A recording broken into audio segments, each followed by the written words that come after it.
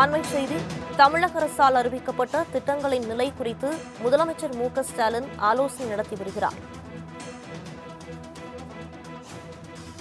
ஆலோசனையில் அமைச்சர்கள் உதயநிதி ஸ்டாலின், மா. சுப்பிரமணியன், தாமு அன்பரசன் உள்ளிட்டோர் பங்கேற்றுள்ளனர்.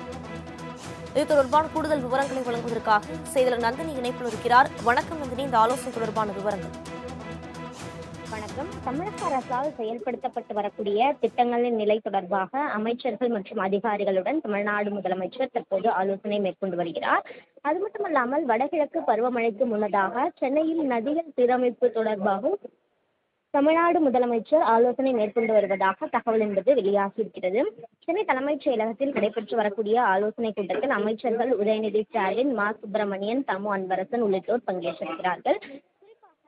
வடகிழக்கு பருவமழையை பொறுத்தவரையில் அக்டோபர் மாதத்தில் தொடங்கும் என எதிர்பார்க்கக்கூடிய நிலையில் அதற்கு முன்னதாக மழைநீர் வடிகால் பணிகள், நதிகள் சீரமைப்பு பணிகள் உள்ளிட்டவற்றை முடிக்க வேண்டும் என ஏற்கனவே தமிழ்நாடு அரசின் தரப்பில் வலியுறுத்தப்பட்டிருக்கிறது.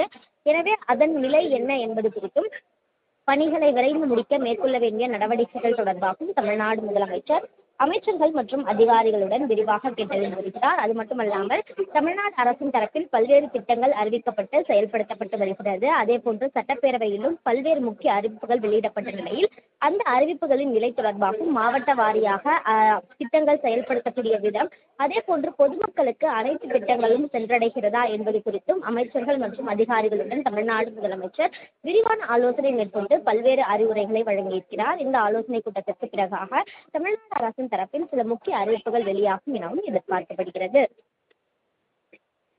விரிவான விவரங்களுக்கு நன்றி நந்தினி.